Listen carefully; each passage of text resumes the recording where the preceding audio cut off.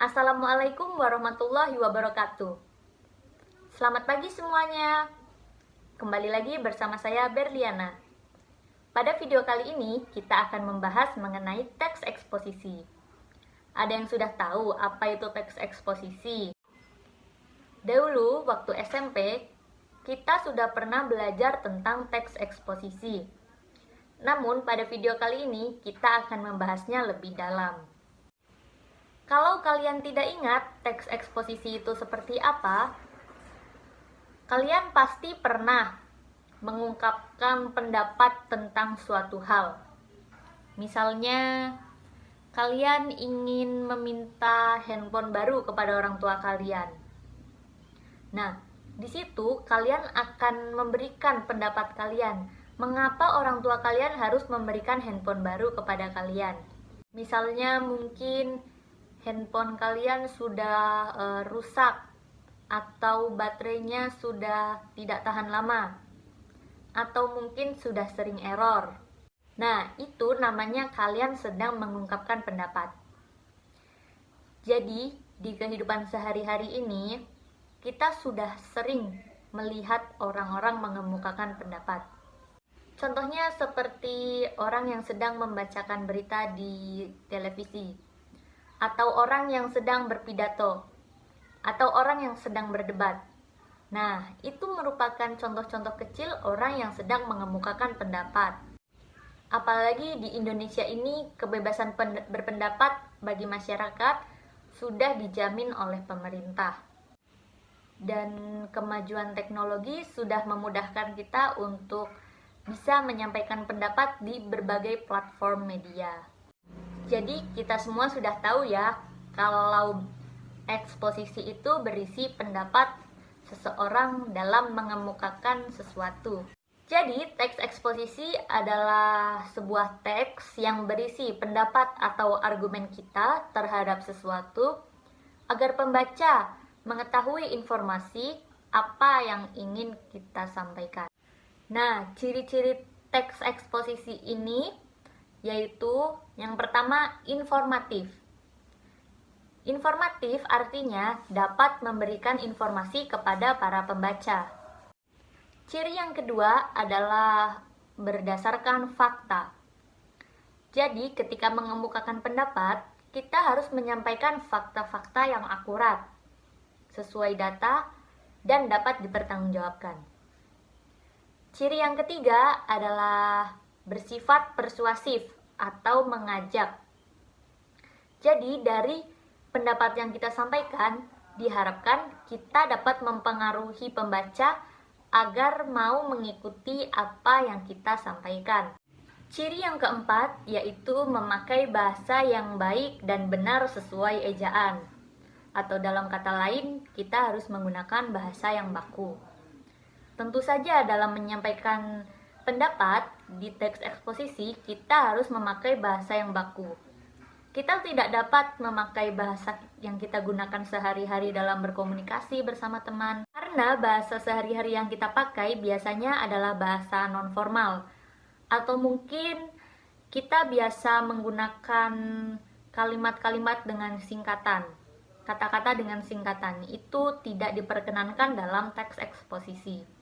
Jadi dalam teks eksposisi ini, penggunaan kata dan bahasa yang baku ini sangat penting. Setelah mengetahui ciri-ciri teks eksposisi, kita masuk ke bagian struktur teks eksposisi. Eksposisi ini memiliki 3 struktur. Yang pertama adalah tesis atau pernyataan pendapat. Tesis atau pernyataan pendapat adalah bagian pembuka yang berisi pendapat umum yang disampaikan penulis terhadap suatu permasalahan yang diangkat. Yang kedua ada argumentasi. Argumentasi adalah unsur penjelas yang mendukung tesis.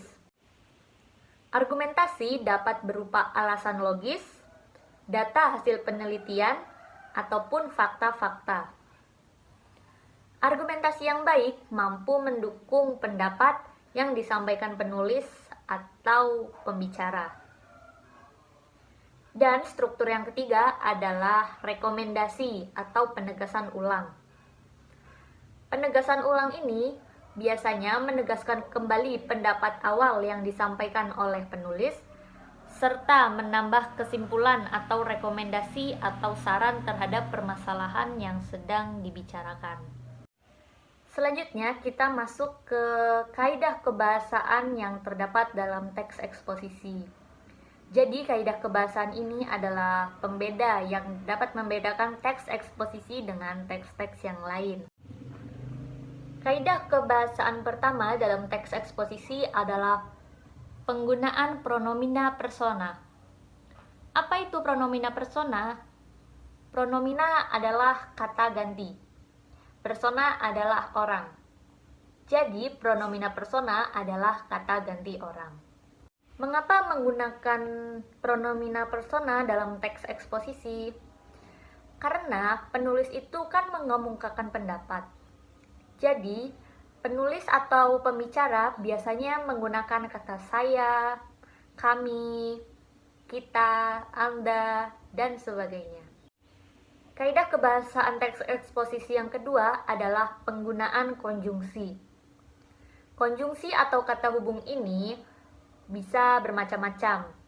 Bisa berupa konjungsi waktu atau temporal, atau konjungsi sebab akibat, dan lain sebagainya. Kaidah kebahasaan yang ketiga adalah biasanya menggunakan kata-kata leksikal dalam teks eksposisi. Apa itu kata leksikal? Jadi, kata leksikal adalah kata yang maknanya sama dengan apa yang sebenarnya atau apa yang ada di KBBI. Sebagai contoh, ini adalah kepala. Kepala maknanya berarti anggota bagian tubuh yang berada di atas, yang terdiri dari wajah, rambut, telinga, mata, dan lain sebagainya. Namun berbeda jika kata tersebut menjadi kepala keluarga. Maka artinya bukan lagi organ tubuh, tapi menjadi pemimpin dalam keluarga tersebut. Nah, makna dari kepala organ tubuh inilah yang disebut makna leksikal. Sedangkan kepala keluarga itu bukan makna leksikal. Kaidah kebahasaan teks eksposisi yang keempat adalah mengandung fakta. Ya, tentu saja teks eksposisi harus mengandung fakta. Karena teks tersebut bisa diterima oleh pembaca atau pendengar karena dilengkapi dengan fakta-fakta yang mendukung, yang didasari fakta yang valid dan dapat dipertanggungjawabkan kebenarannya. Fakta itu sendiri adalah sesuatu yang benar terjadi, yang dapat dibuktikan secara konkret. Kemudian, kaidah kebahasaan teks eksposisi yang terakhir adalah terdapat opini. Kita tahu bahwa teks eksposisi ini adalah teks yang mengemukakan pendapat tentang suatu hal. Jadi tentu saja ada pendapat-pendapat yang disisipkan oleh penulis atau pembicara terhadap suatu permasalahan yang sedang dibicarakan. Itulah tadi pemaparan tentang teks eksposisi. Apabila kalian ada yang ingin ditanyakan, bisa kalian komen di bawah ya.